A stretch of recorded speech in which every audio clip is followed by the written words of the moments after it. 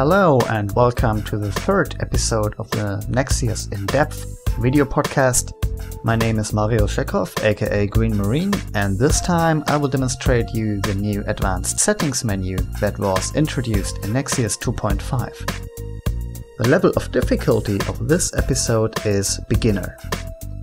Alright, let's go into the menu. We will find the advanced settings menu under Settings, MISC, Advanced Settings menu. The menu that opens shows the name of the variable on the left side and its value on the right side. Please notice the scroll bar on the right side, which you can click and drag, or alternatively, you can also use your mouse wheel to navigate inside the list. The initial view, the view that we see at the moment, contains all variables of Nexuiz. The first thing you'll notice is that some variables are sort of white, some are sort of yellow, and some look a bit pale, while others appear to have a very saturated color. I'll explain what each of these colors means.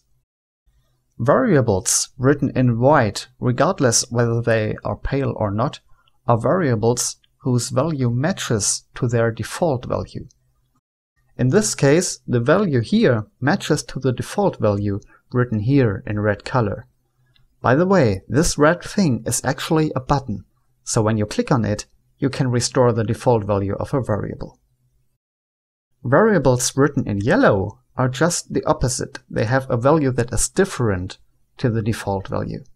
However, once I click on the red default value button, the variable that was previously yellow will become instantly white, because I restored the default value. Apart from the white or yellow difference, there's also the pale or not pale difference.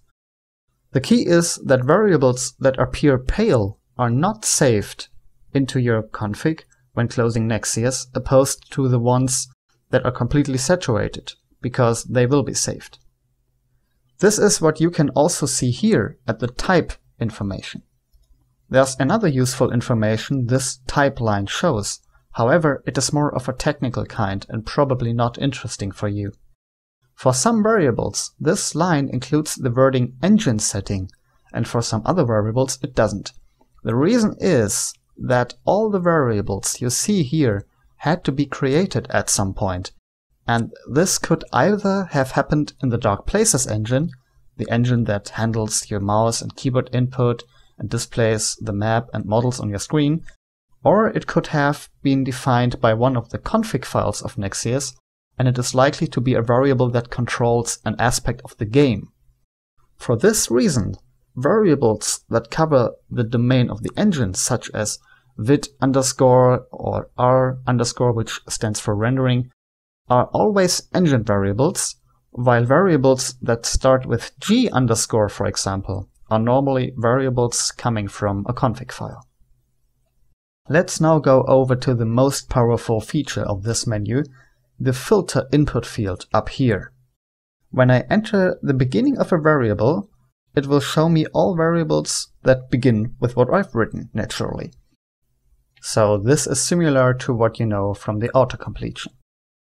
Of course, here I have a much better overview than in the console, and I also have the scroll bar on the right side in case of a long list of variables. Also, when I want to change the value of a variable, I can do that right away by entering the new value into the input field down here. Notice that I don't have to hit enter or anything, as it will be automatically saved. The great thing about this filter is that it doesn't only work for looking up variables that start with your input, but you can also look up the ones that contain or end with your input. For example, I'd like to find all variables that deal with the waypoint configuration. When entering waypoint into the filter, it won't show me anything because there aren't any variables starting with waypoint. So now I just say, okay, I don't care about the exact name of the variable, so there can be anything before or after the word waypoint, as long as the variable contains the word waypoint. So what I do is to place a so-called wildcard before and after waypoint, which is the asterisk key on your keyboard. And voila, I found all variables that contain waypoint. Keep in mind that this is an incredibly powerful tool, as you can look up very quickly whether there is a variable you are looking for just by thinking about what you actually want. So, for example, if you want to know how to set up the damage of the Hagar, I just enter wildcard, Hagar, wildcard, damage, wildcard, and I'll automatically get all variables that contain the words Hagar and damage. One last hint. If you are looking for variables that end with your input, you simply enter the wildcard symbol and then the name you want your variable to end with. For example, I enter wildcard damage and it presents a list of all damage variables for all weapons in Nexuiz. That's handy, huh? So, next time, before you waste your time or our time to ask on the Alien Trap forums where you can configure the setting XYZ, I don't know, or whether this setting can actually be configured at all, you should try to look for the variable in this menu first. So, we've reached the end of this episode again. In the next issue I will talk a lot about the config files that save, or in some cases don't save, your Nexuiz settings, so that you get a better idea of what happens under the hood when you open and close your Nexuiz program. This was Green Marine for the Alien Trap development team. Have a good time and see you next week.